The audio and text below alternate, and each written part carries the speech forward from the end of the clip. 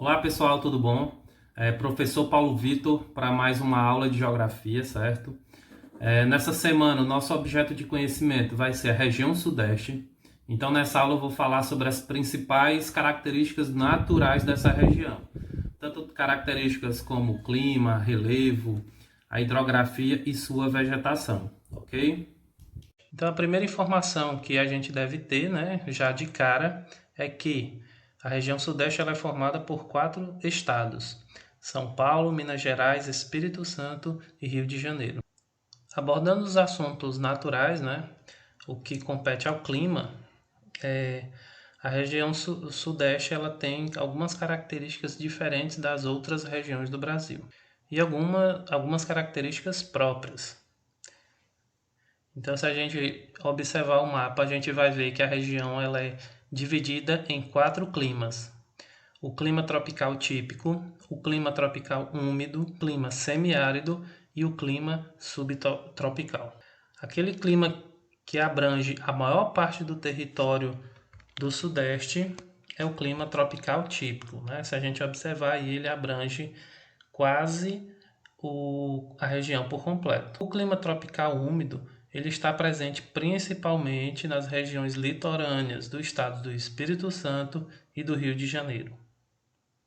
O clima semiárido ele está presente quase que no extremo norte do Sudeste, já a fronteira ali com o estado da Bahia, e o clima subtropical ele está no extremo sul da região, principalmente no estado de São Paulo. Então, dentre essas características, né, como eu já falei, o clima predominante é o tropical.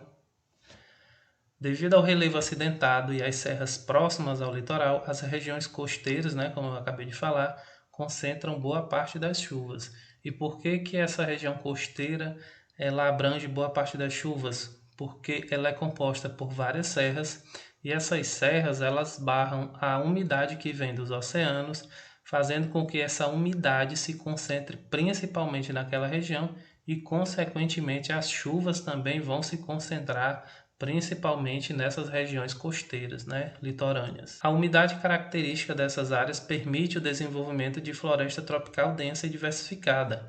É a denominada Mata Atlântica, né?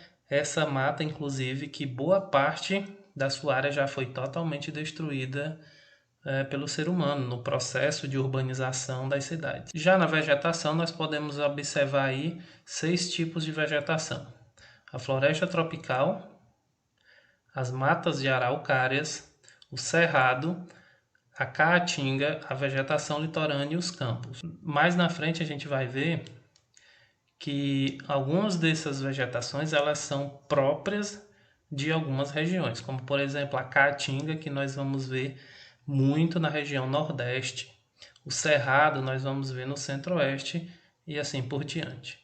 Mas o sudeste ele concentra sim algumas partes de cada vegetação. E dentre essas características eu pontuei aí que no interior da região há o predomínio de um clima com baixa umidade em alguns meses do ano. Essas áreas geralmente mostram-se cobertas por vegetação mais esparsa, ou seja, aquela vegetação mais separada uma planta da outra, como o cerrado, formado principalmente por arbustos e até mesmo a caatinga, e apresentam amplos campos de vegetação rasteiras adaptadas ao calor. A caatinga, por exemplo, né, a sua vegetação ela resiste a diversos meses sem uma gota de água. E há também a presença de araucárias em algumas regiões do Sudeste, como por exemplo no sul do estado de São Paulo, que já faz limite com o estado do Paraná. Outros aspectos naturais, eles remetem tanto ao relevo quanto à hidrografia da região Sudeste. Dentre eles, vários rios da região Sudeste apresentam forte potencial hidrelétrico. Isso é porque a região ela é formada principalmente por planaltos e esses planaltos apresentam declives, né? Ou seja, as descidas. E esse tipo de relevo ele é bastante utilizado para a produção de energia elétrica. E essa energia elétrica ela é fornecida através da construção de usinas hidrelétricas. Então, a construção dessas usinas transformou o curso de alguns rios em represas artificiais. E também a construção de eclusas, que viabilizam a conexão entre trechos em desnível e possibilita a formação de grandes percursos navegáveis, sendo utilizados como hidrovias. Então são essas grandes construções aí, parecidas com barragens, né, que permitem a navegação de barcos.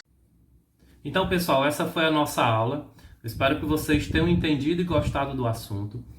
Qualquer dúvida, perguntem ao seu professor sobre o conteúdo. Eu espero que vocês tenham bons estudos, uma ótima semana e a gente se encontra na próxima aula.